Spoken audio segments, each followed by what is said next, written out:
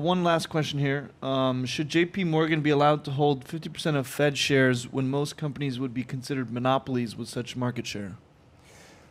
Wow. Well, so the saga of J.P. Morgan is simple. An organization that ran a bank very, very well. And I mean the organization, because Jamie Dimon hasn't been CEO for 50 years. This is an incredibly well-run bank. And because it was incredibly well run, it was incredibly well prepared. I'm not a defender of JP Morgan. I'm not an owner of shares in JP Morgan. I don't own that banking stock. But I will say this, JP Morgan was ready and was able to take advantage of First Interstate and Silicon Valley, First Republic. First Republic and Silicon Valley Bank when the trouble hit. They were ready, others weren't. They were ready to go to the auction and come out stronger. Others were. Do you remember that chart that we had on the PVD podcast? It showed the list of the banks that looked like they could be in trouble in terms of the bonds and questionable and risk securities, distressed securities that they had. JP Morgan was at the bottom.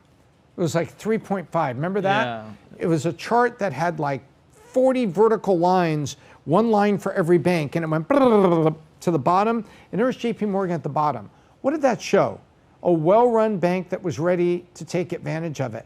And now maybe there should be a pause and maybe not allow them to go further because we're worried about monopolistic behavior on the other side. Yeah. Remember, in American capitalism, you keep growing your company until the Federal Trade Commission knocks at the door and says stop.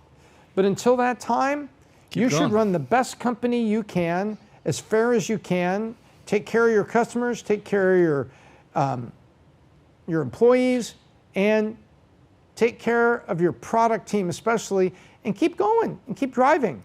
Because you end up like Walmart. Well, Walmart's now getting challenged by Target, although Target's doing its best. And Amazon and another slew of other places. So I don't feel bad about JP Morgan being as big as it is because they were there to take advantage of things and actually help situations. You know, they may have laid off 1,000 people, but there's still a bunch of people at 65 branches that are still working. There's a bunch of customers that still have the bank they have that didn't have to move. There's a bunch of things still there. I don't necessarily think that's all bad.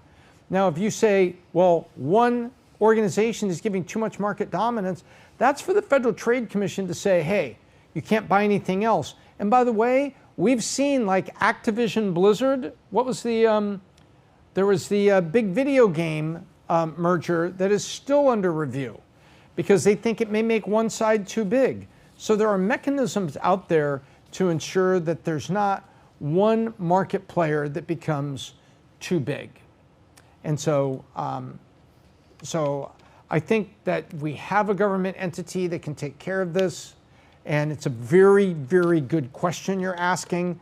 But just remember, JP Morgan built itself big and was there to maybe win the spoils or capitalize on the moment. Help the federal government at the moment of need.